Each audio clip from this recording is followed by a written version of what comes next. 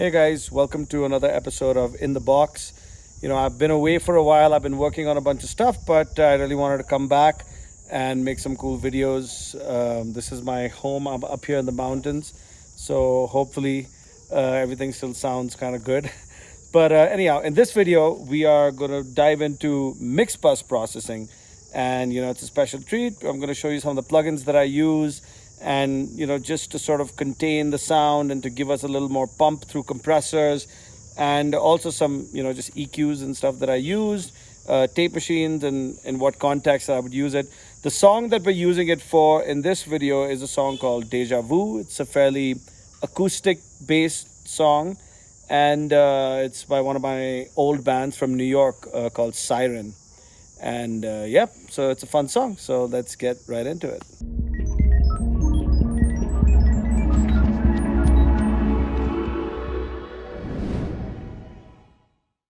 All right, so what I'm going to show everyone over here is just the importance of mix bus processing. So it's a little bit of compression, a little bit of EQ, and some just widening if necessary. So this is a fairly acoustic song. There's no drums. It's cajon, guitar, and three vocals, and there is no bass guitar also. So it's one of those nice acoustic guitar songs.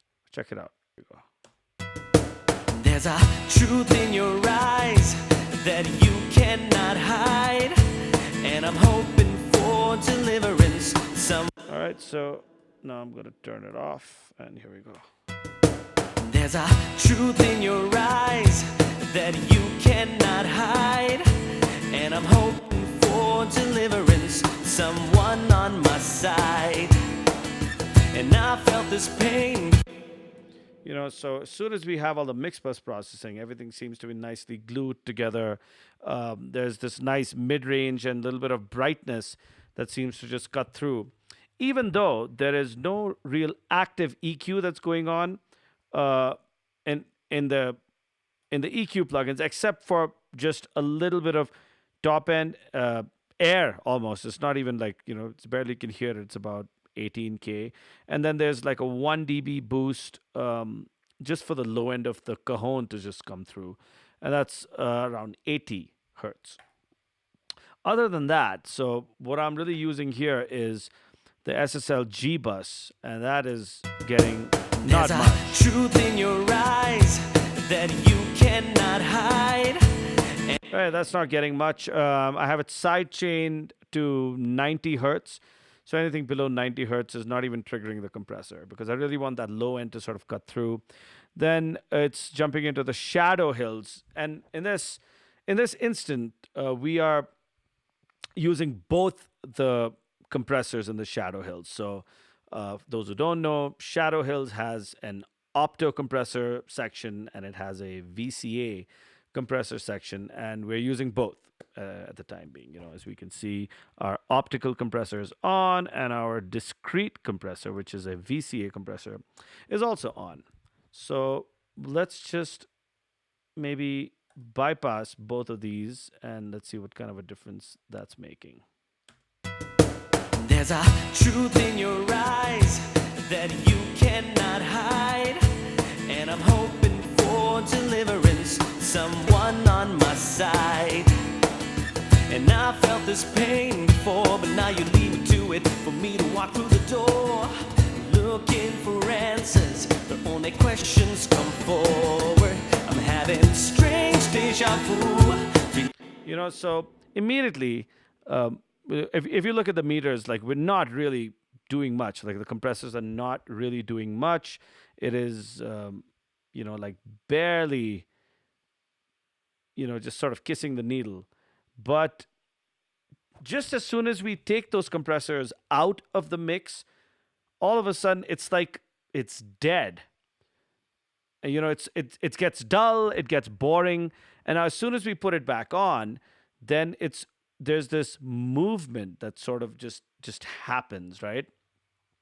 And honestly, for mix bus compression, that's pretty much all I'm looking for. I'm not looking to crush the life out of anything, really.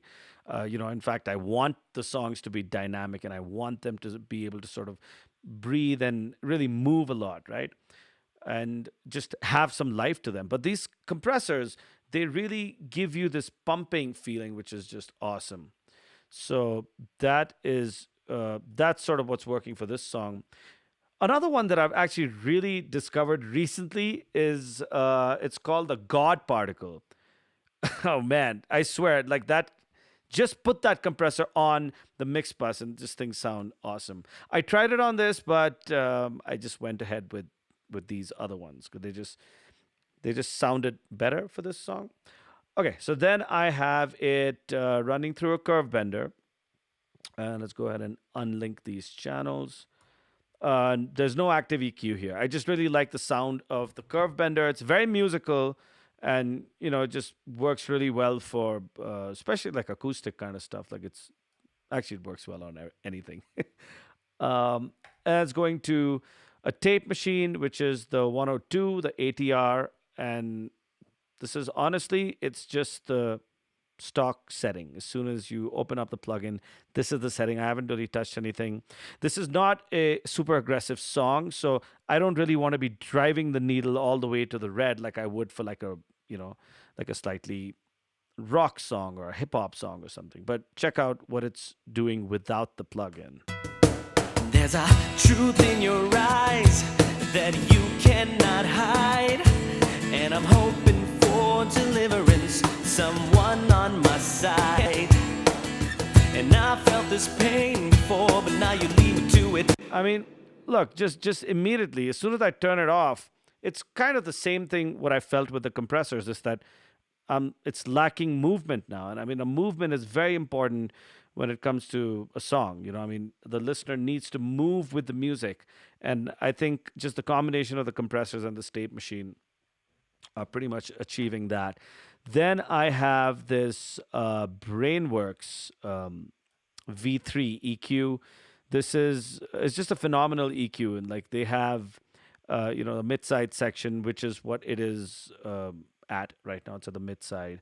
So we are boosting the sides section. We're boosting the high end at around 18K, and then the mids we're boosting like around 80 hertz, right? So that's something that I already mentioned. So we're giving the equivalent of the kick drum of the cajon, just the bass part of the cajon. We're giving that a little bit of a little more love, basically, and then we're widening the sides, or rather, we're boosting the sides, the high end of the sides. And what happens when you do that is that you get this width. It's really awesome. And this particular plugin also has a stereo width knob, so we can actually play around with that. There's a truth in your eyes that you cannot hide, and I'm hoping for deliverance, someone on my side. And I felt this pain before, but now you lead me to it, for me to walk through the door. Yeah, I mean, like usually I would usually set it for around 120%. But I mean, this is such a song that it doesn't have too much really going on. And just through the art of panning, we've already created, this nice space for everyone. And, it doesn't really need to be widened any longer than that. 105%. So I just, did it like by 5%, and that sounds pretty cool. But for this song, I wouldn't do any more. So, yeah, I mean, that's about it. And let's listen to what everything sounds like when the whole mix bus is taken out of the equation. So just going to go back and forth from that. There's a truth in your eyes that you cannot hide, and I'm hoping for deliverance, someone on my side. Now I felt this pain before, but now you lead me to it, for me to walk through the door, looking for answers, but only questions come forward.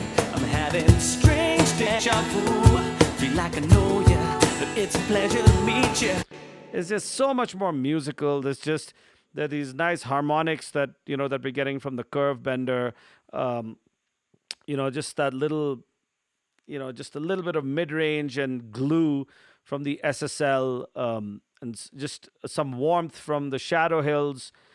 saturation from the curve bender, of course saturation from the 102, and then it's the slight width from the V3. And this is something that really seems to work as a mix bus processing for me. So now, if you've noticed, when you take them out, it's not like night and day. The difference is not really night and day, but it's subtle. But like you're able to feel that difference, and that's the way you want it to be. I mean, you don't want a mix bus that's that's a night and day difference. Like, at least I don't, because I would like to mix things individually as well and make them sound good, find out the problems and things like that. And your mix bus is just sort of just the sweetener on top, right? But you know what? Yeah, that's about it for this. So hope you guys like this video, and I'm gonna be back with a few more things, audio and plugin related. So thanks for watching.